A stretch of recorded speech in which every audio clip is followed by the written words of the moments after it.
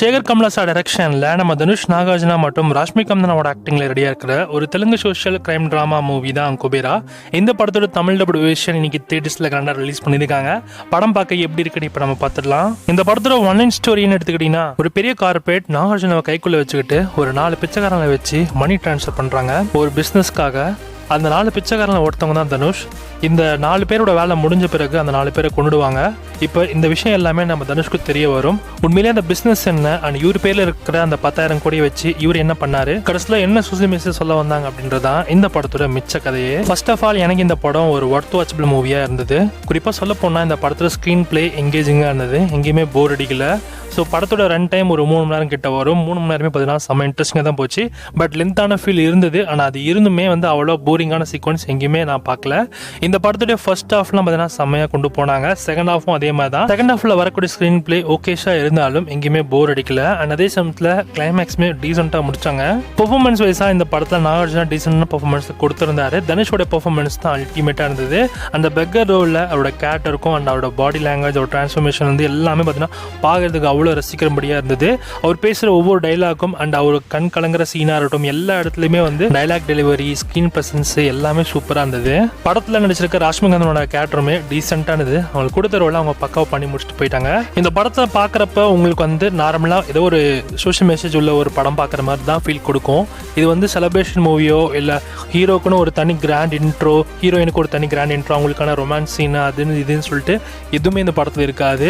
இந்த படத்தை போய் தேட்டர் போய் பாக்குறீங்கன்னா உட்காந்து நீங்க சைலண்டா பாக்குற மாதிரி தான் இருக்கும். நம்ம சைலண்டா பார்த்தாலும் அது நமக்கு போர் அடிக்காம நல்லா எங்கேஜிங்கா கொண்டு போற விஷயம் ஒன்று இருக்கு. பாத்தீங்கன்னா அதான் இந்த படத்துல சூப்பரா பண்ணியிருக்காங்க. சேகர் கமலா சார் அதில் மட்டும் கான்சென்ட்ரேட் பண்ணி ஹீரோக்கு இந்த ஸ்பேஸ் அண்ட் ஹீரோ இப்படிதான் பண்ணணும், அவங்களுக்கு ஒரு தனி மாஸ் பில்டப்பான சீக்வன்ஸ், ஃபைட் சீக்வன்ஸ் இதெல்லாம் எதுவுமே இல்லாம ஒரு கம்ப்ளீட் ரியலிஸ்டிக் மூவியா இந்த குபேரா மூவியா அவர் எடுத்திருக்காரு. இந்த படத்தோட ஸ்டோரியை பத்தி சொல்லணும்னா கண்டிப்பா பணம், பவர், மொராலிட்டின்னு இதோட கிளாஷ் பத்தி தான் இருக்கும். நாகார்ஜுனா இந்த படத்தோட கதையில கரெக்டாக தான் இருந்திருப்பார் ஸ்டார்டிங்கில். ஆனால் ஒரு கட்டத்தில் அவர் ஒரு பேட் வே சூஸ் பண்ண வேண்டிய சுச்சுவேஷன் ஏற்படும். அது எதனால் அப்படின்றதையும் அண்ட் கடைசியில் அவர் எப்படி மாற்றிக்கினாரு அப்படின்றதையும் நீங்கள் இந்த படத்தை பார்த்து தெரிஞ்சுக்கலாம். நாகார்ஜுனோட பாடி லாங்குவேஜ்மே நிறைய இடத்துல ரசிக்கும்படியாக இருந்தது. அண்ட் அவரோட கேரக்டர் அண்ட் அவருடைய பாஸ்ட்ல நடந்த விஷயங்கள், ஏன் பிரசன்ட் இப்படி பண்ணுறாரு அண்ட் ஒரு கட்டத்தில் அவருடைய எமோஷனல் எலமெண்ட்ஸை கூட அதுவுமே ரொம்ப ஸ்ட்ராங்காக காமிச்சிருந்தாங்க. இது ஒரு கமர்ஷியல் மூவி கிடையாது, இது ஒரு சோஷியல் மெசேஜ் உள்ள ஒரு படம் அப்படின்னு தான் நீங்கள் நினச்சிதான் அந்த படத்தை போய் பார்க்குற மாதிரி இருக்கும். அதை தாண்டி நீங்கள் பாட்டு, dance, romance, action, fight sequence இது எல்லாமே இருக்கணும் அந்த படத்தில் நினச்சிங்கன்னா இந்த படம் உங்களுக்கு சுத்தமாக பிடிக்காது.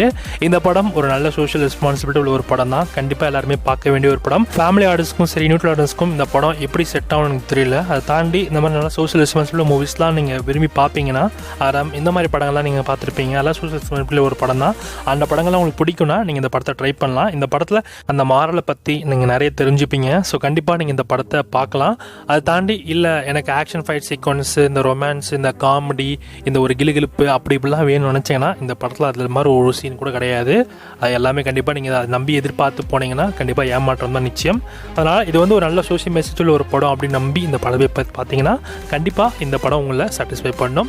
எனக்கு இந்த படம் பிடிச்சது. ஸோ எனக்கு பிடிச்ச மாதிரி நிறைய பேருக்கு பிடிக்காம கூட போகலாம். இது என்னோட ஒப்பீனியன் தான். ஸோ நீங்கள் இந்த குபேரா மூவியை பார்த்துருந்தீங்கன்னா உங்களுக்கு இந்த படம் எந்த அளவுக்கு பிடிச்சிருந்தது அப்படின்றத மறக்க கமெண்ட்ல கமெண்ட் பண்ணுங்க. அண்ட் இந்த படத்துக்கு SRS ரேட்டிங்ஸ் 5க்கு 3.5 கொடுக்கலாம்.